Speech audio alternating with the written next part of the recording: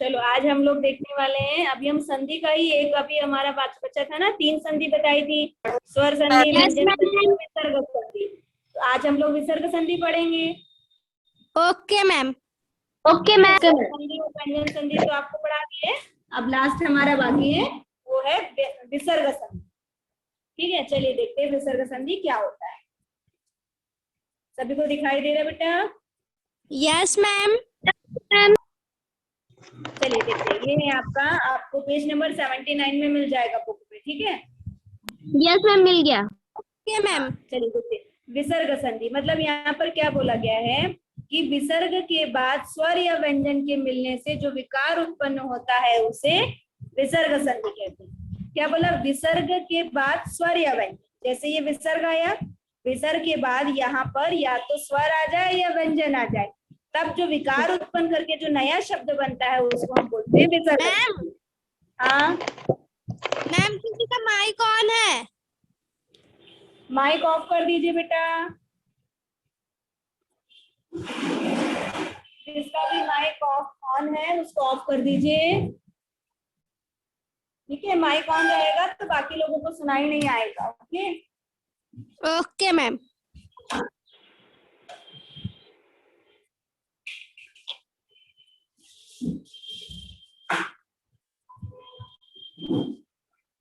चलिए देखते हैं, हम लोग आगे देखते हैं। ठीक है, दिखाई दे रहे हैं ना? Yes ma'am. Yes ma'am. प्रमुख नियम बस सभी लोग माइक ऑफ करिए, चुपचाप सुनिए। अभी इसके जो नियम है वो यहाँ बताए जा रहे हैं। जैसे पहला दिया गया है सत्व। क्या दिया है? सत्व। सत्व में विसर्ग के बाद सह, श आ जाए, श आ जाए या ये वाला स आ जाए। विसर्ग के बाद यदि च या छ हो तो विसर्ग का श, ट या ठ आवे तो श, थ, त, थ आवे तो स हो जाता है। यहाँ पर आपको ये बोला गया है कि यदि शब्द में च आ जाए या छ हो। मैम, हाँ बोलो। मैम इसे कॉपी में नोट करना है। हाँ, क्या लिखना है क्या नहीं लिखना है वो मैं बताऊंगी। अभी चुपचाप जो पढ़ा रही हूँ आपसे वो सुनिए। Okay ma'am. ठीक है, यहाँ पर देखिए क्या बोला गया है। जैसे इस तरह से विसर्ग आ जाए, विसर्ग के बाद च शब्द आ जाए, विसर्ग के बाद छ आ जाए, विसर्ग के बाद ट आ जाए, विसर्ग के बाद त आ जाए, तो यहाँ पर क्या होता है? देखिए आधे आधे शब्द आ गए हैं, है ना? तो यहाँ पर निहित हंचल तो क्या बन जाएगा? निश्चल। तो क्या आ जाता है? श आ जाता है। जैसे यहाँ बताया गया ना कि ये वाला श, ये वाला श या ये वाला श आ जाता है। तो वैसे यहाँ पर जैसे क्या लिखा है? सिर धन छेद, तो क्या बन गया? सिरच्छेद। धनु धन टंकार, तो यहाँ पर क्या बन गया? धनुष्ट टंकार। मना धन ताप, तो क्या बन गया? मनस्ताप। तो ज्यादातर क्या होता है? सजम वाला, षटकोण वाला या सपेरे वाला उसके अंदर आ जाता है। ठीक है, विसर्ग के बाद ध्यान रहे, विसर्ग संधि, विसर्ग संधि में विसर्ग लगाना बहुत जरूरी होता है। Okay ma'am. अगला है विसर्ग के बाद यदि श, स या स आए तो विसर्ग का क्रम स, श या स हो जाता है। जैसे हरि धन शेते, यहाँ पर क्या बोला? यदि विसर्ग के बाद, यदि ये विसर्ग है, विसर्ग के बाद क्या आ गया? यदि श आ गया, ये वाला श आ गया या ये वाला श आ गया, तो विसर्ग किस में बदल जाता है? श, श ये मतलब इसके नीचे हलंत है, मतलब ये आधे आधे शब्द आ जाते हैं। देखो जैसे विसर्ग के बाद श आया तो हरिष्यते, हरिष्यते आया, ये वाला श आधा हो गया। निधन संदेह, फिर विसर्ग के बाद ये वाला स आया तो ये वाला स आधा बन गया, निसंदेह। वीडियो ऑफ कर दीजिए।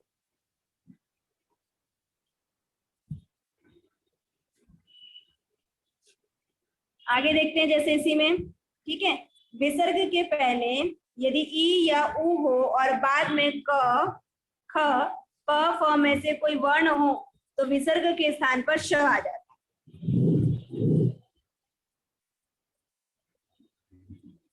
मैम यहाँ पर क्या बोल रहे हैं? विसर्ग के पहले क्या होना चाहिए? यदि छोटी ई या ऊ की मात्रा आ जाए विसर्ग के पहले, ये आपका विसर्ग है, विसर्ग के पहले क्या आ जाए? या तो छोटी ई वाली मात्रा आ जाए या छोटा ऊ वाली मात्रा हो जाए, तो बाद में वो किसमें चेंज हो जाता है? क, ख या फ में कोई वर्ण हो तो विसर्ग के स्थान पर स। मतलब यदि छोटी ई की मात्रा या छोटा ऊ की मात्रा के बाद यदि क, प या फ वाले शब्द आ जाए। मैम जैसे यहाँ पर स्टार्टिंग किससे हो रही है, क से, यहाँ पर फ से और यहाँ पर फ से, ये प और फ है। तो जो ये वाला श होता है वो आधा यूज किया जाता है। देखो आधा वाला श आ गया, निधन कपट निष्कपट। हाँ मैम मैम कपट बोलो। मतलब क्या होता है? मैम कपट मतलब क्या होता है? निष्कपट मतलब जिसमें कोई कपट नहीं करता होगा, मतलब ईर्ष्या नहीं करता होगा किसी के बारे में, मतलब किसी के बारे में बुरा नहीं सोचना। मतलब जैसे हम बोलते हैं ना कि नहीं मेरे मन में कोई कपट नहीं, मतलब मेरे मन में कोई निश्चल भावना नहीं है, आपके प्रति कोई हीन भावना नहीं है, मैं आपके लिए गलत नहीं सोचता हूँ या गलत नहीं सोचती हूँ, तो वो कपट होता है। ठीक है। Okay ma'am, okay. उसके बाद जैसे बोला छोटा ऊ के बाद यदि क आ जाए तो भी क्या होता है, यहाँ पे आधा श यूज कर दिया जाता है, दुष्कर्म। चतुधन पद, यहाँ पर भी छोटा ऊ आया, उसके बाद प शब्द आया तो यहाँ पर ये वाला श आधा आ गया, चतुष्पद। निर्धन फल तो क्या बन जाएगा, निष्फल। जैसे इसलिए यहाँ पर बताया छोटी ई या छोटा ऊ के बाद यदि क प या फ आ जाए तो आधा श बन जाता है। ठीक है, तो ये भी विसर्ग संधि का एक आप बोल सकते हो कि इसमें अलग अलग इसके नियम बताए जा रहे हैं। आगे देखते हैं, आगे आपको यहाँ बताया जा रहा है यदि नमः और पुरा के बाद, क्या बोला गया, नमः और पुरा, सिर्फ दो शब्द बताए गए, के बाद यदि क ख या प फ आ जाए तो विसर्ग का स हो जाता है। मतलब या नमः या पुरा लिखा जाए, उसके बाद क ख प फ ये चार में से कोई भी वर्ण आ जाए, जैसे यहाँ पर क्या बोला, क आ जाए, ख आ जाए, प आ जाए, फ आ जाए, तो विसर्ग का स बन जाता है। यहाँ पर आधा स ही प्रयोग किया जाता है। जैसे नमः धनकार तो क्या बन गया, नमस्कार, आधा स यूज हुआ। पुरः धनकार तो क्या बन गया, पुरस्कार। ठीक है, तो आधा स का प्रयोग वहां पे हो जाता है। अब यहाँ पे लिखा उत्व, विसर्ग के पहले यदि अ हो और विसर्ग के स्थान पर उ हो जाता है तो उसके बाद गुण या पूर्व रूप में हो जाता है। मतलब यहाँ पे बोला गया है विसर्ग के पहले यदि अ हो, मतलब कोई भी मात्रा ना हो। मैम ठीक है, हाँ मैम वीडियो उल्टा दिख रहा है। बेटा मुझे तो सीधा ही दिख रहा है, आपको वीडियो कैसे उल्टा दिख रहा है? मेरा वीडियो तो सीधा ही बन रहा है। यस मैम, उल्टा दिख रहा है। सीधा हुआ? Yes ma'am. हाँ देखो, मैम अब यहाँ पर क्या बोला गया है कि जैसे यहाँ पर अ हो, मतलब कोई भी मात्रा वाला वर्ण यहाँ पर न आए। ठीक है, और उसके बाद यदि अ आ जाता है तो ये किस में बदल जाता है, विसर्ग के स्थान पर उ आ जाता है। तो उसके बाद गुण या पूर्व, मतलब ये वाला जैसे बताया था ना, इसको अ करके हम पढ़ते हैं, ये वाला शब्द यहाँ पर वर्ण ये आ जाता है। जैसे सह धन अपी तो क्या बन जाएगा, सो अपी। प्रथम धन अध्याय तो क्या बन जाएगा, प्रथमोध्याय। ठीक है, ये वाला इसको, ये वाला वर्ण यहाँ पर आ जाता है। Yes ma'am. अगला बोला गया है विसर्ग के पहले यदि अ हो और बाद में कोई घोष व्यंजन हो तो वर्गों के तृतीय और चतुर्थ पंचम वर्ण में य र ल व हो जाता है। तो विसर्ग के स्थान पर हो ओ हो जाता है, ओ। मतलब यहाँ पर ये बोला जा रहा है विसर्ग के बाद क्या आ जाए, व र य क, इस तरह से कोई भी शब्द आ जाता है तो वो ओ की मात्रा में परिवर्तित होता है। जैसे तपः धन वनम तो क्या बन गया, तपोवनम। मनः धन रथ तो क्या बन गया, मनोरथ। बालः धन गच्छति, बालो गच्छति। मतलब ओ की मात्रा यहाँ पर प्रयोग कर दी जाती है। अगला बोला गया रुत्व। ठीक है, रुत्व में बोला गया अ और आ को छोड़कर कोई अन्य स्वर आ जाए। क्या बोला, अ और आ, यहाँ पर ये वाले शब्द, यहाँ जो वर्ण दिख रहा है ना, इसमें अ वाला और आ की मात्रा वाला शब्द नहीं आना चाहिए। ठीक है, तो उसके बाद यहाँ पर बोला गया तो शब्द किस में बदल जाता है, आधा र में बदल जाता है। जैसे यहाँ पर अ या आ की मात्रा वाला कोई भी वर्ण दिखाई दे रहा है क्या इतने में, मुनि, हरि, तू और ये गुरु, इसमें कहीं भी आ और आ की मात्रा नहीं दिखाई दे रही है। तो यहाँ पर क्या बन जाएगा, यहाँ पर र का प्रयोग करेंगे। जैसे देखो यहाँ मुनि धन अयम तो क्या बन गया, मुनिरयम। हरि धन आगच्छति तो क्या बन गया, हरिरागच्छति। पितु धन इच्छा, पितुरिच्छा। गुरु धन जयति, गुरुर्जयति। तो यहाँ पर क्या आ गया, र का यहाँ पर उच्चारण आ जाता है। अब लोप बताया गया, यदि विसर्ग के पहले अ हो और बाद में अ को छोड़ कोई अन्य स्वर हो तो विसर्ग का लोप हो जाता है। अब विसर्ग कब नहीं आएगा? जैसे पहले विसर्ग के पहले अ हो, मतलब विसर्ग के पहले क्या हो? अ हो, और विसर्ग के बाद यदि अ न हो, विसर्ग के पहले क्या हो? अ हो, और विसर्ग के बाद यदि अ यहाँ पर न हो तो क्या होता है? विसर्ग वहां से हट जाता है। जैसे जैसे अतः धन एव, तो क्या बन गया? अतएव। क्या विसर्ग लगा हुआ है? No ma'am. नहीं, तो यहाँ से विसर्ग हट जाता है। नर धन ईव, तो क्या बन गया? नर ईव, यहाँ से भी विसर्ग हट गया। सूर्य धन उदयती, तो क्या बन गया? सूर्य उदयती, यहाँ से भी विसर्ग हट गया, विसर्ग हट गया। कुतः धन आगत, तो क्या बन गया? कुत आगत। ठीक है, इस तरह से विसर्ग जो होता है वहां से हट जाता है। और एक चीज बताई गई है इसके अंदर, सह और एश के बाद अ को छोड़ कोई भी वर्ण हो जाए तो इनके विसर्ग का लोप हो जाता है। मतलब सह और एश, जैसे ये दिखाई दे रहा, सह और एश, ये दो शब्द भी यदि कहीं आ जाते हैं तब भी विसर्ग यहाँ पर नहीं लगाया जाता। जैसे देखो, सह पठती, यहाँ पर विसर्ग नहीं है। एश इच्छति, यहाँ पर विसर्ग नहीं है। तो ये दो शब्द भी जब कभी भी आ जाते हैं तो जो उनका हम मतलब विसर्ग संधि बनाते हैं तो इसमें विसर्ग नहीं लगाया जाता। आगे देखते हैं। मैम, हाँ बोलो। मैम इच्छा मतलब क्या होता है? हाँ? इच्छा, इच्छा। इच्छा, इच्छा यस का मैम। मतलब नहीं मालूम? इच्छा का मतलब जैसे आपको कुछ खाने का मन कर रहा है, ये तो मेरी ये इच्छा है कि मैं ऐसा करना चाहती हूँ, मेरी वो इच्छा है। आपकी मतलब जरूरत, जो आपको जरूरत पड़ रही है वो आपकी यस इच्छा बन मैम। जाती है। Yes ma'am. ठीक है, जैसे मम्मी ने आज कुछ बनाया लेकिन आपको खाने की कुछ और मन कर रहा था कि नहीं मम्मी आज मेरी इच्छा ये थी कि आप ये बना देते, आपका मन बोलता है ना कि नहीं मेरा आज ये मन नहीं कर रहा खाने का, ओके मैम। है ना? तो वो आपकी इच्छा बन जाती है। हाँ बोलो।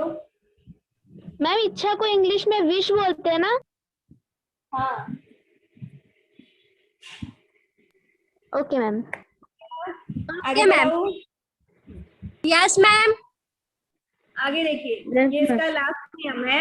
यदि विसर्ग के पहले आ हो और विसर्ग के बाद घोष व्यंजन आ जाए तो कोई स्वर हो तो विसर्ग का भी, यहाँ पर भी विसर्ग का लोप हो जाता है। मतलब क्या बोले, विसर्ग के पहले यदि आ की मात्रा वाले शब्द आए, यहाँ विसर्ग के पहले आ की मात्रा लगी है, यहाँ भी विसर्ग के पहले आ की मात्रा, विसर्ग के पहले आ की मात्रा है, तो यहाँ पर जब इसका हम समास संधि बनाएंगे तो यहाँ पर कहीं भी विसर्ग नहीं लगेगा। जैसे छात्र आगच्छति, छात्र आगच्छति, अध्यापका वदंती, अध्यापका वदंती, देवा रक्षन्तु, तो देवा रक्षन्तु, यहाँ पर कहीं भी विसर्ग आया क्या? No ma'am. नहीं आया, है ना? तो इसी तरह से आपको बनाना है। अभ्यास प्रश्न में देखेंगे। अब यहाँ पर अभ्यास प्रश्न में आपको बोला है स्वर संधि की परिभाषा लिखिए, आप लोग कॉपी में लिख चुके होंगे। संधि विच्छेद कर नाम लिखिए, इनमें से आप अपनी मर्जी से इनका संधि विच्छेद करना।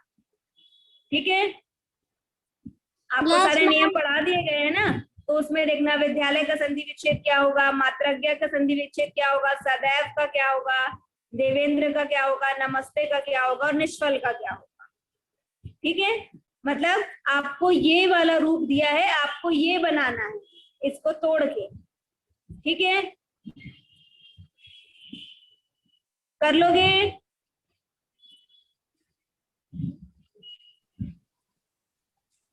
कोई जवाब नहीं दे रहा? Yes ma'am.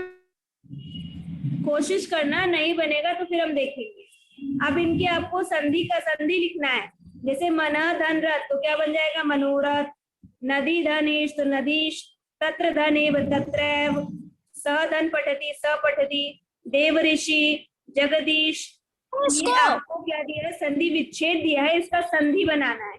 जैसे ये विच्छेद दिया है और ये इसकी संधि बन गई, तो वैसे यहाँ पर ये विच्छेद करके दिया है, यहाँ पर आपको उसका शब्द लिखना है और कौन सी संधि है वो भी लिखना है। इसको इस रूप में लिखना है और इसको इस रूप में लिखना है। समझ में आ गया? Yes ma'am. तो यहाँ पर आपका आज तीसरा टॉपिक व्यंजन संधि जो है वो भी खत्म होता है।